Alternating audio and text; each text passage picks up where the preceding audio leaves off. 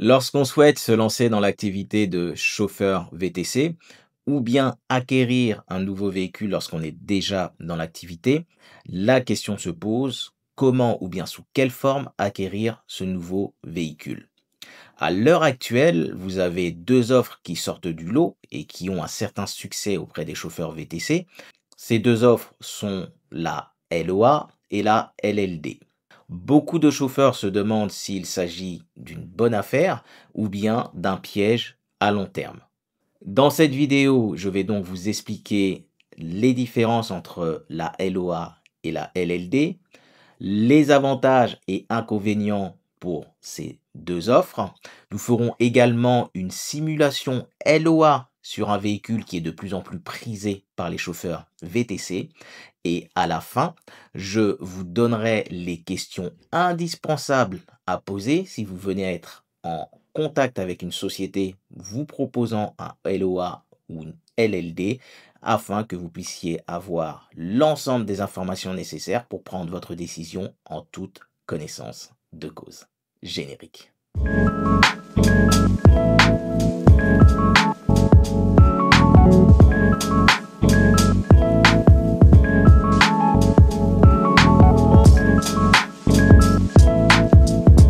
Salut la team, j'espère que vous allez bien, bienvenue sur ma chaîne. Pour ceux qui ne me connaissent pas encore, je suis Kalala, chauffeur VTC sur Paris mais également vendeur sur Amazon et investisseur en Afrique. Sur ma chaîne, on va parler d'entrepreneuriat et d'opportunités d'affaires. Bon les amis, suite à une forte demande des abonnés de la chaîne, aujourd'hui on va parler LOA et LLD.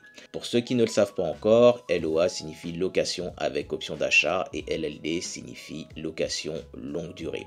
Ce sont deux types de contrats qui ont le vent en poupe en ce moment auprès des chauffeurs VTC pour acquérir un véhicule et beaucoup se posent la question s'il s'agit d'une bonne affaire ou bien d'un piège à long terme. Dans la vidéo, on va voir le fonctionnement de ces deux types de contrats, les avantages et les inconvénients des deux types de contrats également. Je vous ferai également une simulation pour l'acquisition d'un véhicule en LOA pour que vous puissiez voir ce que cela peut vous coûter à terme du contrat et surtout restez jusqu'à la fin de la vidéo parce que dans un premier temps je vous donnerai mon avis par rapport à ces deux types de contrats et dans un dernier temps je vous ai préparé un document qui doit être un must to have, un document que vous devez avoir impérativement si vous souhaitez faire une LOA ou une LLD. Ce document est une checklist des questions à poser impérativement à la société avec laquelle vous êtes peut-être en train de dealer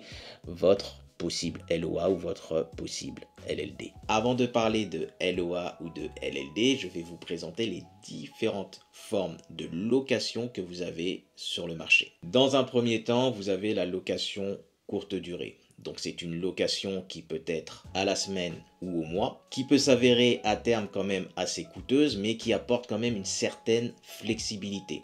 Il faut compter en général pour ce type de location à la semaine entre 250 et 400 euros. Cette solution est donc assez intéressante pour ceux qui veulent tester l'activité avant d'y investir beaucoup plus. Le deuxième type de location que vous pouvez trouver, c'est la location à moyenne durée. En général, entre 3 et 12 mois. Ce type de location s'avère être encore assez coûteux. Comme la location courte durée, vous pouvez l'utiliser pour tester l'activité avant, comme je vous l'indiquais, d'y investir beaucoup plus. Et quand j'y investir beaucoup plus, c'est sous la forme de l'achat d'un véhicule. Et le troisième type de location que vous pouvez trouver, c'est la location longue durée.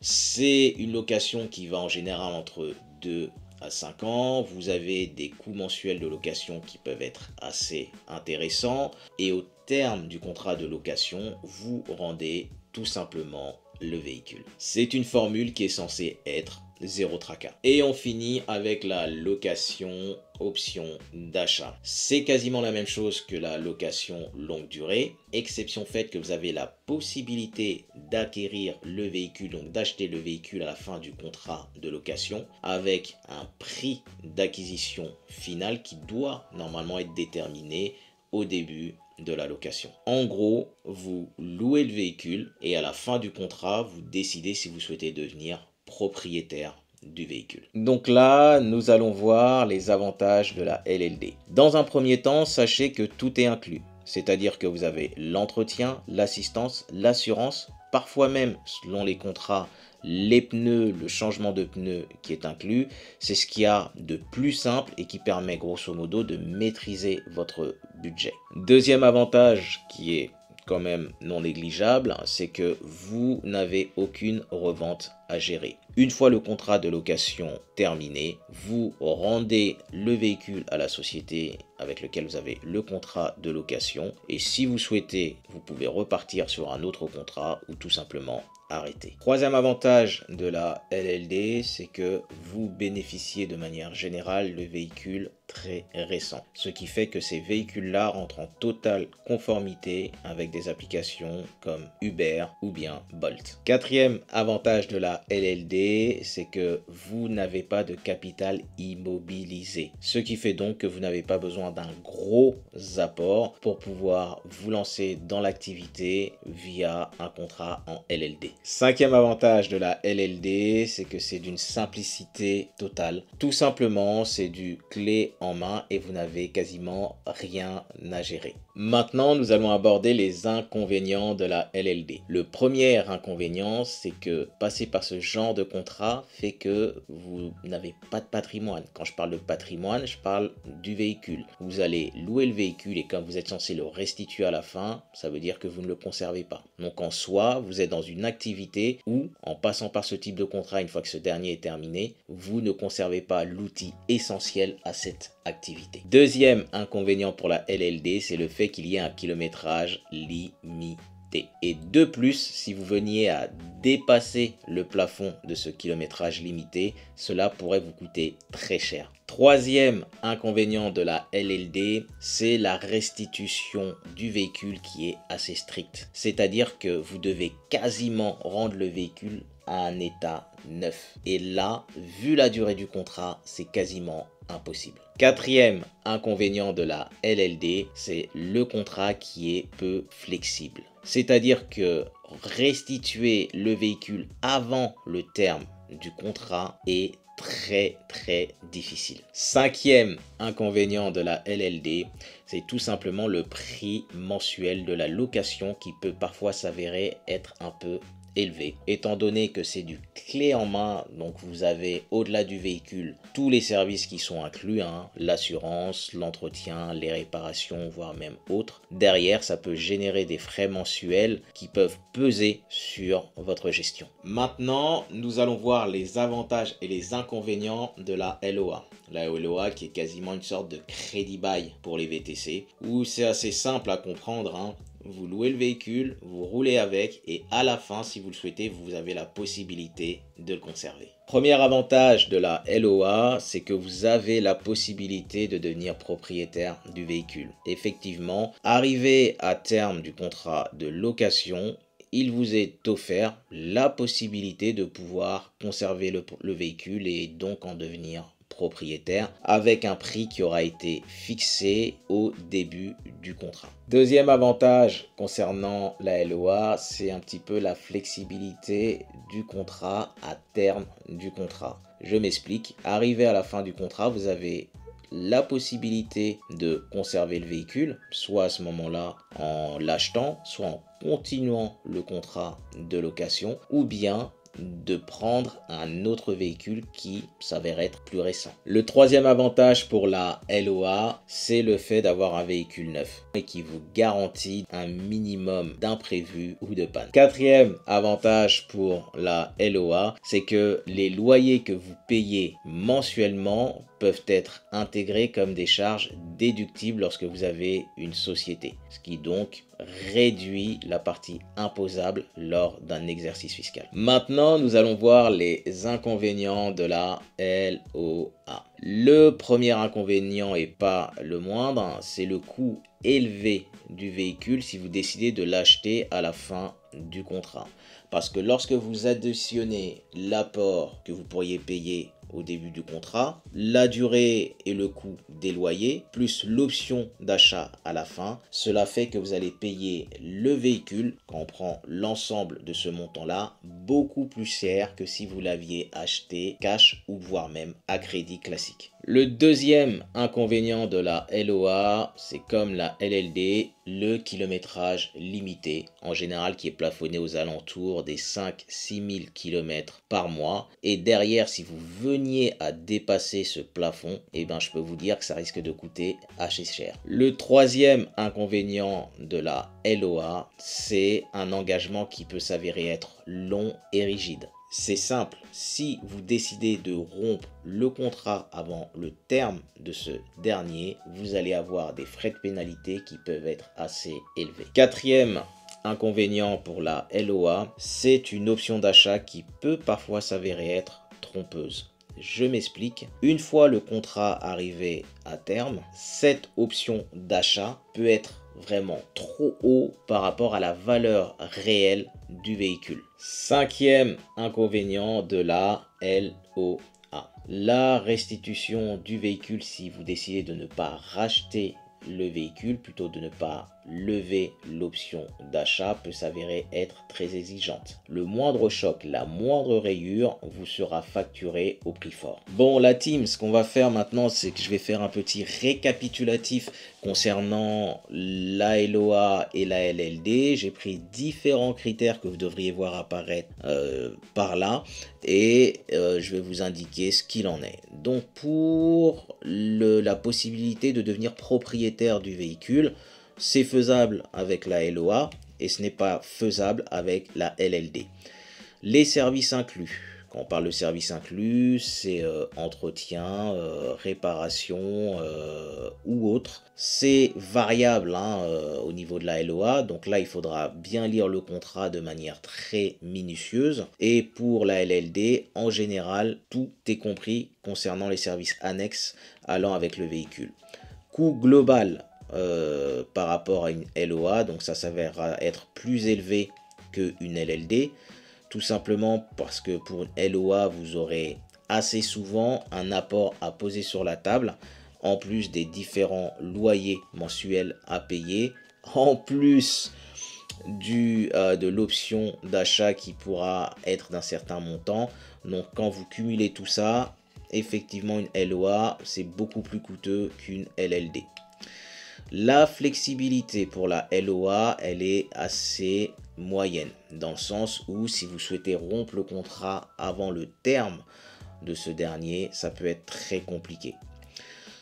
Pour la LLD, la flexibilité est assez forte, donc il faut vraiment voir avec la société qui vous fait la location longue durée, quelles sont les possibilités que vous puissiez avoir. Et quand je parle de flexibilité, c'est comment ça se passe si par exemple vous tombez malade. Si par exemple le véhicule est accidenté, est-ce qu'on va vous prêter un véhicule?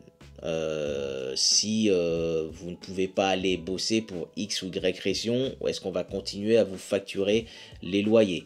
Donc là, au niveau de la LLD, ça s'avère être, selon les contrats, plus intéressant qu'avec la LOA, où là c'est beaucoup plus rigide. Patrimoine, est-ce que vous allez conserver le véhicule ou non à la fin? Bah oui, ça revient de toute façon, ça fait un peu doublon avec la possibilité de devenir propriétaire du véhicule. Oui, au niveau de la LOA, si vous levez l'option de rachat ou d'achat, bon, enfin peu importe. Non, au niveau de la LLD, ou quoi qu'il en soit, une fois le contrat terminé, vous devez restituer le véhicule. Quelle est la cible idéale pour ces genres de contrats? De mon point de vue, pour la LOA, c'est vraiment si vous êtes un chauffeur confirmé, que vous savez globalement quel chiffre d'affaires vous arrivez à générer tous les mois. Si également vous avez une grosse proportion de votre chiffre d'affaires qui est généré par de la clientèle privée, qui est récurrente. Ça peut être des clients qui soient fidélisés, ou bien si vous ciblez de la clientèle touristique, vous savez que tous les ans à certaines périodes, voilà, ça va vous générer un certain chiffre d'affaires, donc vous avez une visibilité à moyen voire peut-être à long terme. Donc là ça pourrait être pas mal, hein, si vous voulez changer de véhicule en vous disant voilà, je vais peut-être racheter le véhicule à la fin du contrat. Même si ça va être plus coûteux que d'acheter directement le véhicule, ça vous permet quand même de garder de la liquidité, hormis l'apport qui vous sera demandé pour le véhicule et bien évidemment l'option d'achat. Et pour la LLD, ça peut être intéressant pour les débutants, mais une fois de plus, lisez bien le contrat. D'accord? Parce que le diable se cache dans les détails et quelque chose qui est trop beau, trop simple, il y a toujours anguille sous roche. Maintenant, ce qu'on va faire également, on va faire une simulation sur un véhicule qui est assez prisé. J'ai réussi en cherchant un petit peu à trouver un partenaire Uber, hein, sans citer son nom pour ne pas lui faire de la pub, qui propose donc un contrat avec de LOA sur un véhicule qui est de marque BYD, c'est le BYD Seal. Je pense que c'est un véhicule que vous voyez de plus en plus chez les chauffeurs VTC. BYD, c'est une marque que j'affectionne particulièrement, hein. De toute façon, moi les marques chinoises, je trouve en termes de véhicules électriques, voire même hybrides rechargeables, c'est quasiment le top. Donc là, on va voir ça de suite. Donc normalement là, vous devriez voir apparaître l'offre qui est proposée. Il s'agit de la BYD Seal. Donc on n'a pas forcément, hein, le modèle, hein, qui a été choisi, parce que si je vais sur le site de BYD, attendez, je suis en train de vérifier ça. Je crois qu'il y a deux modèles. Voilà, donc pour la BYD Seal sur le site, hein, de BYD, vous avez la BYD Seal Design et la BYD Seal Excellence AWD. Donc je vais voir laquelle, hein, il peut s'agir, hein, chez le partenaire de Uber. Là on voit les fonctionnalités du véhicule: carburant électrique, transmission automatique. Il n'y a pas de précision, hein, sur la finition, hein, qui est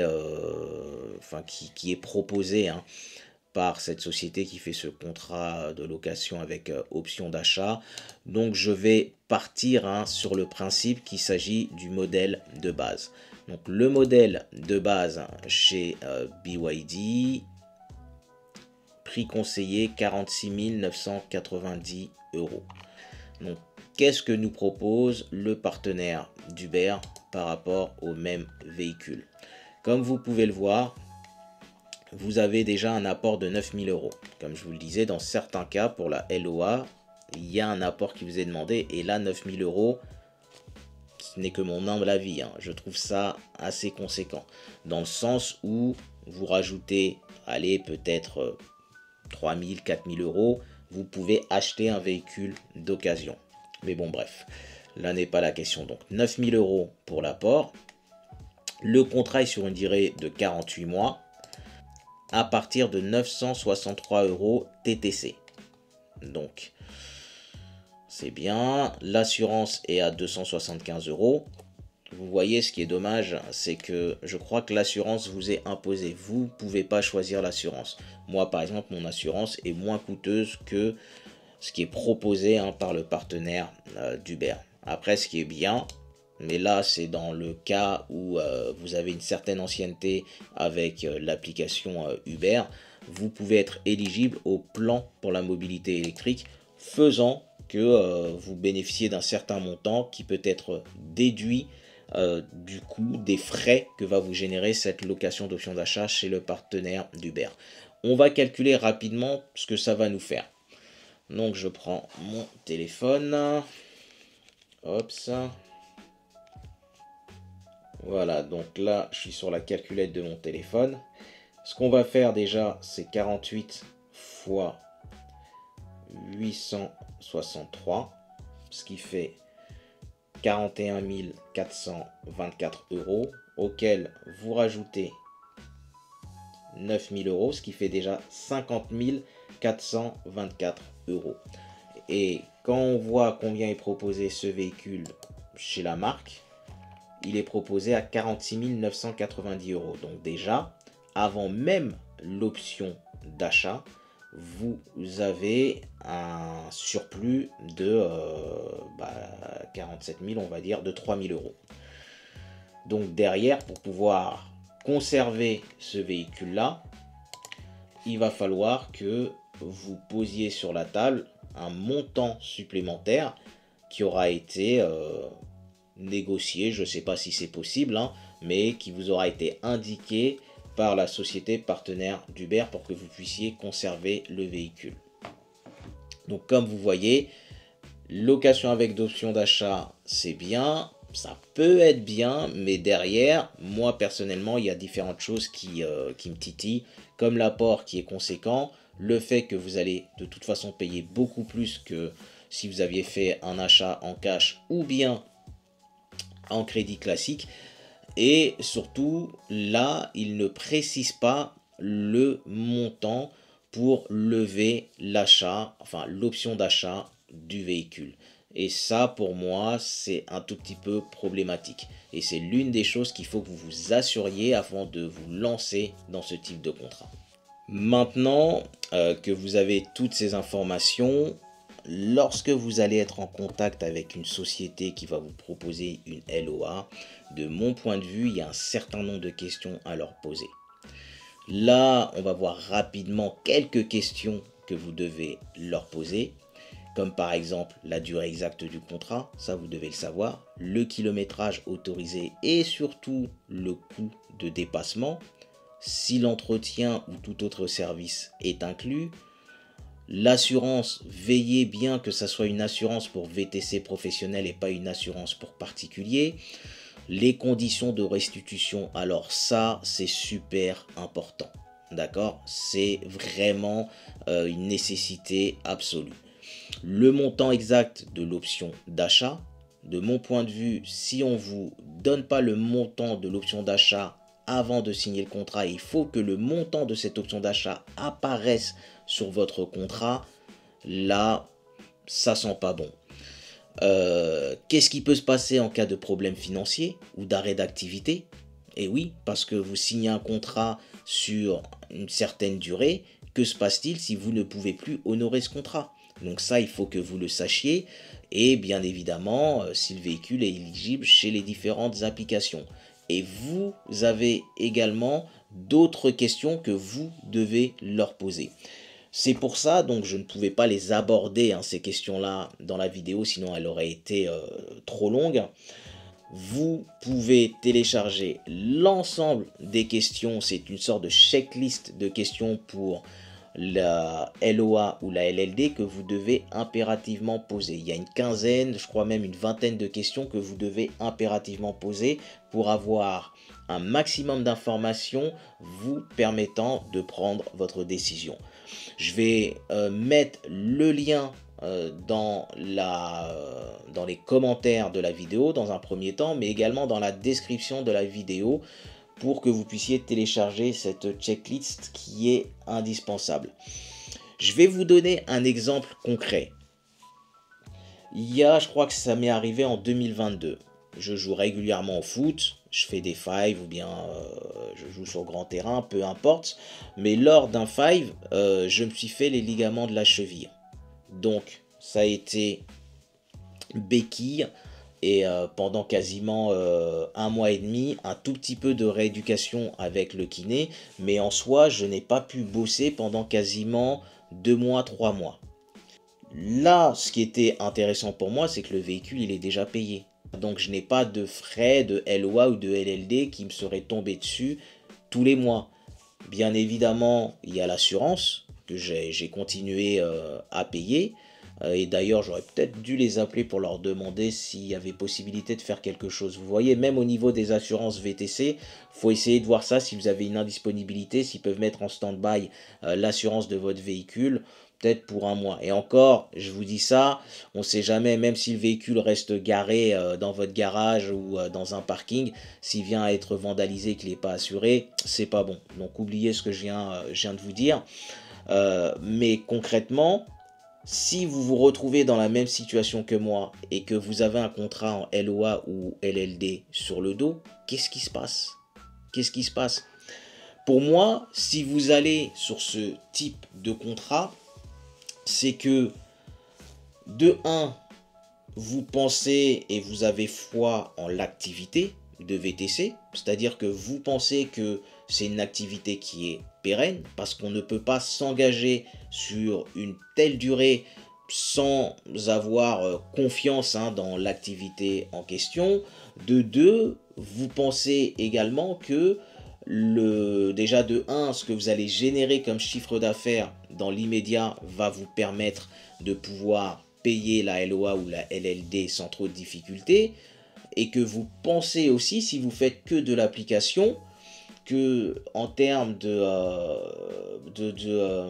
tarification application, cela restera le même pendant toute la durée du contrat. Et que vous pensez aussi qu'il n'y aura pas d'imprévu type Covid ou je ne sais quoi. Donc c'est d'avoir une foi quasi, je vais pas dire aveugle, sur ce qui va arriver par la suite. Et moi personnellement, je vous dis, on ne sait pas de quoi est fait le lendemain. Cette activité-là, si vous êtes un charbonneur, ça peut générer du chiffre d'affaires. Si vous gérez bien vos charges, ça peut générer du bénéfice. Mais comme je vous l'ai souvent dit, c'est une activité qui, d'un point de vue, si vous ne bossez qu'avec les applications, d'un point de vue tarification, est instable. Et d'un point de vue législation, on ne sait pas ce qui peut arriver. Vous voyez? Donc, dans ce genre d'activité, je conseille toujours de garder une certaine flexibilité. C'est-à-dire de ne rentrer dans l'activité en posant sur la table des investissements qui ne soient pas trop conséquents et qui vous permettent de sortir de l'activité s'il y a un imprévu quelconque qui peut être familial, législatif ou bien en termes de tarifs, que les applications continuera à baisser et vous jugez que ce n'est plus intéressant. Maintenant, si vous rentrez dans l'activité ou si vous y êtes déjà et que vous souhaitez renouveler le véhicule par une LOA, une LLD sans avoir de clientèle personnelle pour entre guillemets voir venir, là c'est un petit peu avoir une épée de Damoclès au-dessus de la tête. Ce que je ferais moi personnellement, c'est tout simplement, comme je vous l'ai dit, prendre un véhicule, aller entre 10 000 et 15 000 euros, un véhicule fiable de marque asiatique, hybride de préférence, surtout si vous êtes amené qu'à travailler avec les applications. Et dans le pire des cas, s'il venait à se passer un gros imprévu, vous auriez toujours la possibilité de sortir de l'activité en revendant votre véhicule parce que c'est votre véhicule. Parce qu'au final, avec une LOA, une LLD, il va falloir attendre, plutôt avec une LOA, pardon, il va falloir attendre le terme du contrat qui peut être de 48 mois pour que vous puissiez potentiellement devenir propriétaire du véhicule. Vous voyez, donc là, vous avez, en achetant un véhicule à 10 000, 15 000 euros, vous pouvez, même s'il y a un peu de perte, vous pouvez tout de même le revendre. Et derrière, je vous dis, même si vous pouvez me dire oui, mais c'est un véhicule récent qui me permet d'être sur plusieurs gammes.